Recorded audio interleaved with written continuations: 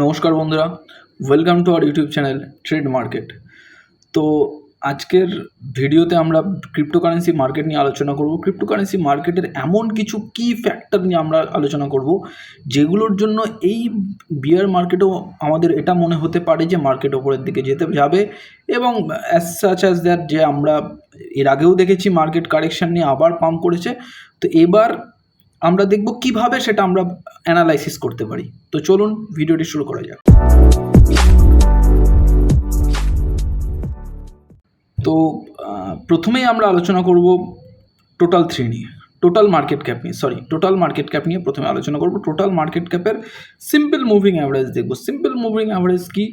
আমাদের simple moving average হচ্ছে যে ক্লোজিং প্রাইসগুলোর অ্যাভারেজ, অর্থাৎ আমরা ডেলি চার্ট নিয়ে আলোচনা করছি। তো বন্ধুরা, যেরকম আমরা দেখছি আমরা ডেলি চার্ট নিয়ে আলোচনা করছি।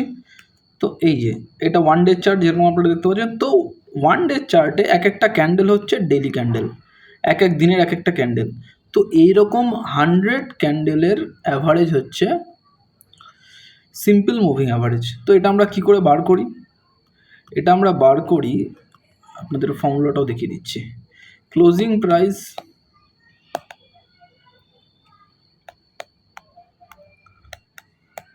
সাম, অর্থাৎ সাম অফ দ্য ক্লোজিং প্রাইস,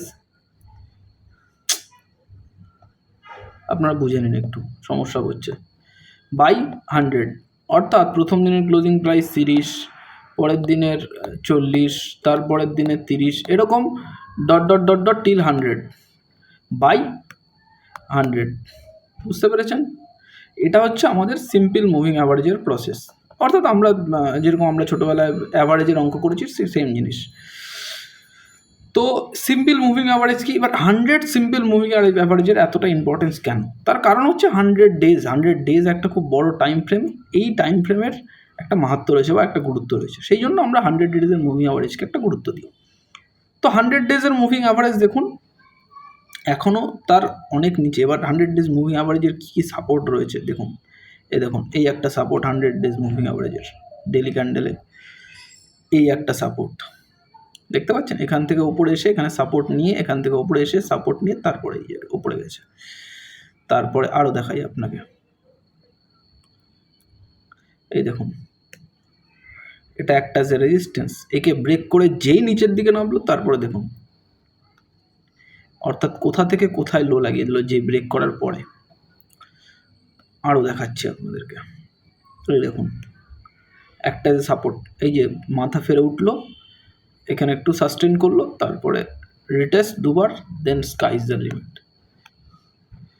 এরকমভাবে 100 ডেজ মুভিং অ্যাভারেজ এর আগেও করেছে। এরকম চার্ট যত পিছিয়ে নিয়ে যাবেন তত দেখতে পাবেন।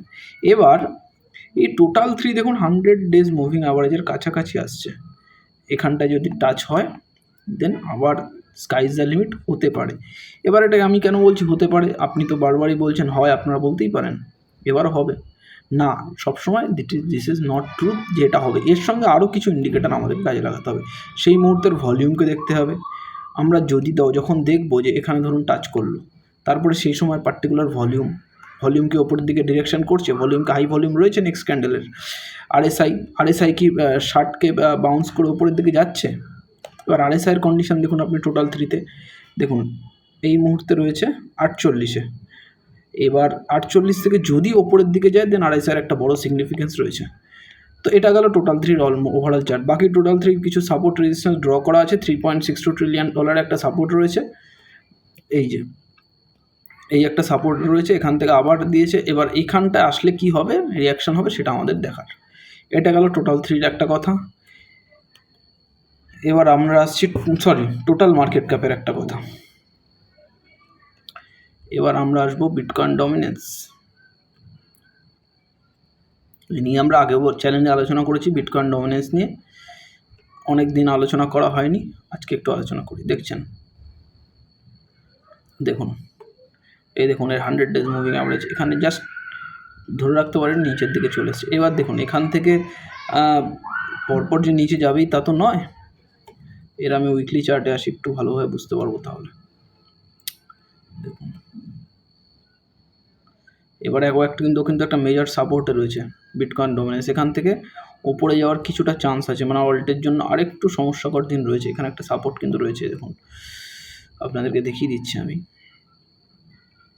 এই দেখুন এখানে কিন্তু একটা সাপোর্ট রয়েছে, এখানে রিটেস্ট করে ওপরে গিয়েছিল, দেখুন এখানে রিটেস্ট করে ওপরে গিয়েছিল বিটকয়েনের ডমিনেন্স।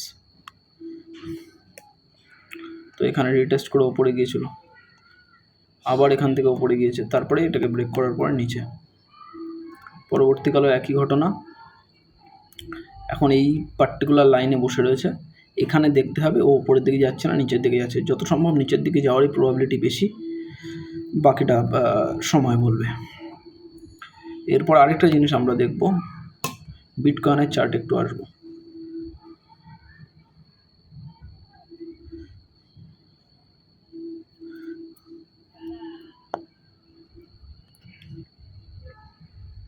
তারপর আমরা শেষের দিকে কয়েন মার্কেট ক্যাপে যাব। দেখুন বিটকয়েনের চার্টে খুব বেশি কিন্তু কারেকশান হয়নি, আমরা এখনও 1,11,000 লেভেলের ওপরেই রয়েছি। তো সুতরাং we don't have any problem. আমরা লাস্ট ভিডিওতে যেরকম আপনাকে বলেছিলাম, লাস্ট এবং তার আগের ভিডিওতে, যে কোনো প্রবলেম নেই যতক্ষণ $1,11,000 ওপরে আছে, আমাদের ভাবতে হবে না। এবার এখান থেকে ব্রেক করলে তখন আমাদেরকে ভাবতে হবে, এখান থেকে ব্রেক করলে তখন আমরা ভাববো কি হবে না হবে, এখন ভাবার কোনো কারণই নেই। তো এটা বিটকয়েনের চার্টের অ্যানালাইসিস ছিল। এবার আপনি যদি বলেন শর্ট টার্মে কী হবে, শর্ট টার্মে আমি ডেলি চার্টে যদি আসি, এই দেখুন আপনাকে বলেছিলাম আমি রেঞ্জে চলবে। তো অ্যাজ সাচ অ্যাজ দ্যাট ওই রেঞ্জেই কিন্তু বিটকয়েন চলছে। আমার এটা কিন্তু এই মুহূর্তে ড্র করা নেই, আমি একটু আগেও ড্র করিনি, আপনার লাস্ট ভিডিওতে গিয়ে দেখবেন সেম ট্রেন্ড লাইন বা সেম সাপোর্ট রেজিস্ট্যান্স ড্র করা আছে। আর বিটকয়েন যে কোনো অ্যাসেটের চার্টে সাপোর্ট রেজিস্ট্যান্স যদি আপনি ড্র করতে পারেন, then you are the king. আপনাকে এটা প্র্যাকটিস করতে হবে, আমি শিখিয়ে দিয়েছি আপনাদেরকে। দেখুন এখানে একটা সাপোর্ট, এখানে একটা রেজিস্ট্যান্স ছিল, এখান থেকে নিচে এলো, ধরে রাখতে আবার গেল, ব্রেক করলো এবার, বাট সাস্টেন না করতে পেরে এখানে আসছে। এবার এই রেঞ্জের মধ্যে কি হবে বা কখন ব্রেকআউট ব্রেকডাউন হবে, সেই মুহূর্তে আমাদেরকে ভলিউমকে দেখতে হবে, আর এসআইকে দেখতে হবে, এবং কিছুটা হলেও এমএসিডিকে দেখতে হবে। এবার এও কিন্তু এই 100 ডেজ মুভিং অ্যাভারেজের কাছাকাছি এসে বসে রয়েছে। এখানে কীভাবে রিয়াক্ট করছে, that is very very important to us. Got it? তো এবার আমরা একটু ইথিরিয়ামের চার্টে যাব। তারপরে লাস্ট ভিডিওতে আপনাদেরকে বলেছিলাম কয়েকটা অল্ট কয়েন নিয়ে আলোচনা করব, কি কেন আলোচনা করব সেটা বলছি আপনাদেরকে। ইথিরিয়ামেও সেম, ইথিরিয়াম কিন্তু এই দেখুন দেখতে পাচ্ছেন সাপোর্ট নিয়েও ওপরে গেছে। এখন ইথিরিয়ামের ক্ষেত্রে কিন্তু বিষয়টা অনেক বেশি ইজি। এবার যতক্ষণ না এই 4276 সাপোর্টের কাছে রয়েছে, ততক্ষণ আমাদেরকে একটু ভাবতে হবে। এখান থেকে ওপরে চলে গেলেই স্কাই ইজ দ্য লিমিট। এখানে একটা রেজিস্ট্যান্স, লোকাল রেজিস্ট্যান্স রয়েছে 4800 কাছে, এটা ব্রেক করে গেলে স্কাই ইজ দ্য লিমিট। এরপরে ইথিরিয়াম নিয়ে এই মুহূর্তে ভাবার কিছু নেই, যতক্ষণ না 4276 ওপরে নিচে আসছে। এর ওপরে যতক্ষণ আছে আমরা কিচ্ছু ভাববো না। একবার নিচে এসেছিলো, সেম ভলিউমে ওপরে গেছে। তো এই ইথিরিয়ামের চার্টেরও মোটামুটি এটাই ছিল। এবার আমরা একটা বিএনবিতে একটু দেখবো, একটু সলে দেখবো, সল নিয়ে একটু আজকে আলোচনা করব। সল নিয়ে একটু আলোচনা করবো। সল একটা খুব ভালো একটা কয়েন সোলোনা, এবং এখানে এর ইটিএফ আসার একটা কথা রয়েছে আমাদের মধ্যে। সলের চার্ট যদি আমরা দেখি, দেখুন খুব সুন্দরভাবে সলের চার্ট কিন্তু রয়েছে। প্রথমে ব্রেকডাউন দিয়েছিল, তারপরে আবার ব্রেকআউট দিয়ে এখানে রয়েছে।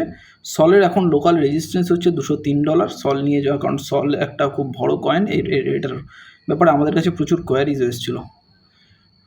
সলের জন্য আমাদের কাছে প্রচুর কোয়ারিজ এসেছিল। তো সলের রেজিস্ট্যান্স হচ্ছে 203।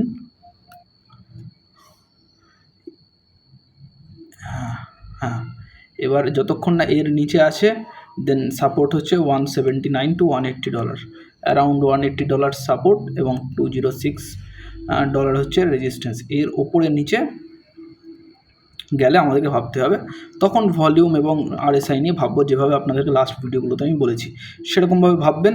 যদি কোনো কারোর কোথাও জানতে ইমিডিয়েট প্রয়োজন হয়, আমাকে অবশ্যই আপনারা কমেন্ট করবেন, আমি কমেন্ট পড়ে আপনাদেরকে রিপ্লাই দেবো এবং তার উপর ডেডিকেটেড ভিডিও আনবো, এটা আমার প্রমিস। আরেকটা কয়েন দেখবো, সেটা হচ্ছে ইথিরিয়াম ক্লাসিক। এই কয়েনটা অনেক বেশি ইম্পর্টেন্ট।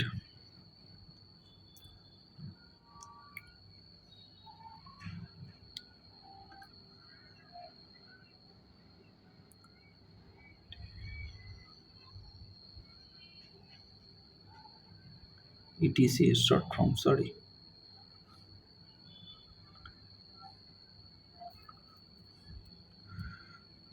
চলে বাবা। হ্যাঁ, এর কোনো সাপোর্ট রেজিস্ট্যান্স এই মুহূর্তে আমি ড্র করিনি, আপনাদের সামনে ড্র করে দেখিয়ে দিচ্ছি, শিখে নিন। এই একটা,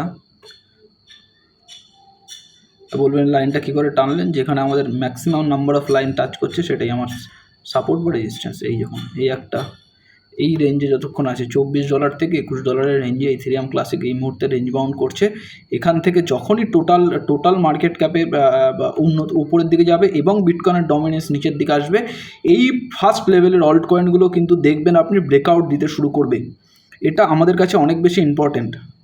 যখনই, আমি আপনাদেরকে আবারও বলছি, স্ক্রিনে লিখে দিচ্ছি, টোটাল মার্কেট ক্যাপ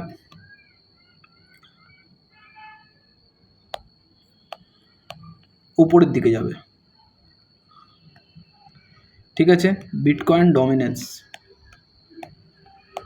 নিচের দিকে আসবে, সেই সময় এই দুটো কন্ডিশন যখনই ফুলফিল হয়ে যাবে, সেই সময় আমাদের কিন্তু অল্ট কয়েনগুলো পাম্প করবে, আমাদের অল্ট কয়েনগুলো কিন্তু পাম্প করবে।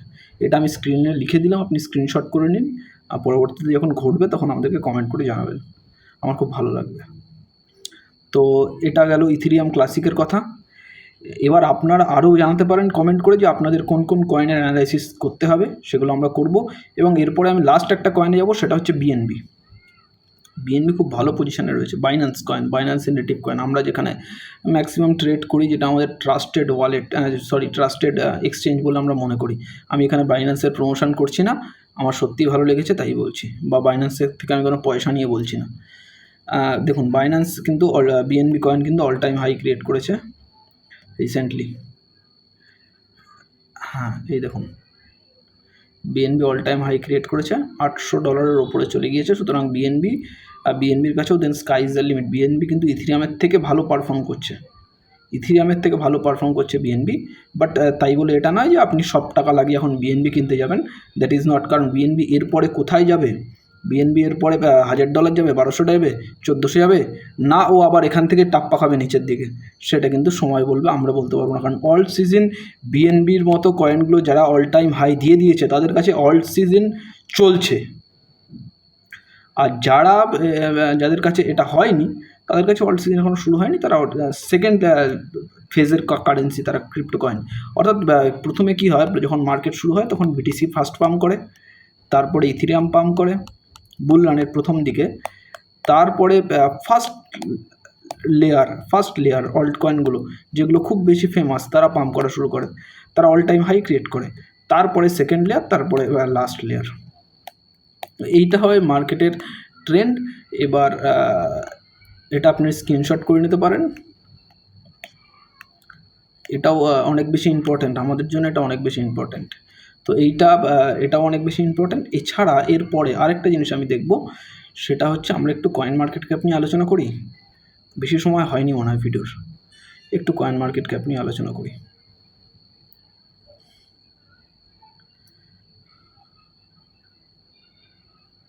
কয়েন মার্কেট ক্যাপের কয়েকটা জিনিস আমি আপনাদেরকে দেখিয়ে দিই। দেখুন, fear greed index, we are not still greedy, fear greed index 47-এ রয়েছে, 47 নিউট্রাল। ফিয়ার গ্রিড ইন্ডেক্স কিন্তু নিউট্রাল রয়েছে।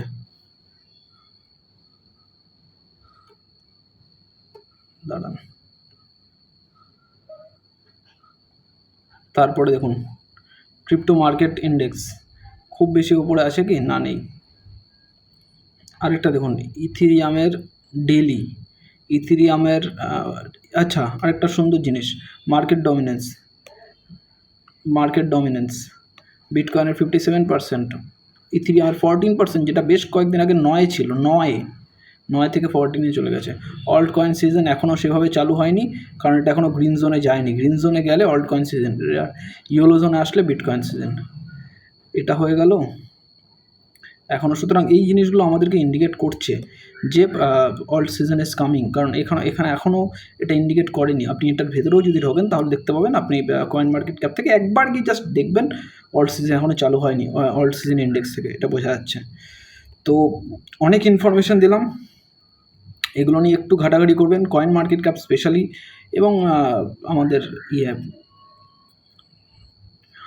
আমাদের ট্রেডিং ভিউ এটা নিয়ে একটু ঘাটাঘাটি করবেন। এটা ঘাটাঘাটি করলে আমাদেরকে এই বিষয়গুলো সিম্পল জিনিসগুলো ফলো করলে আমরা ট্রেডিংয়ে এবং ক্রিপ্টোকারেন্সির মার্কেটেও মাস্টার হতে পারবো। এই ছিল আজকের ভিডিওর কন্টেন্ট। ভিডিওটি যদি ভালো লাগে অবশ্যই লাইক, শেয়ার অ্যান্ড সাবস্ক্রাইব করে দেবেন। ততক্ষণ অবধি ভালো থাকবেন। নমস্কার, শুভরাত্রি।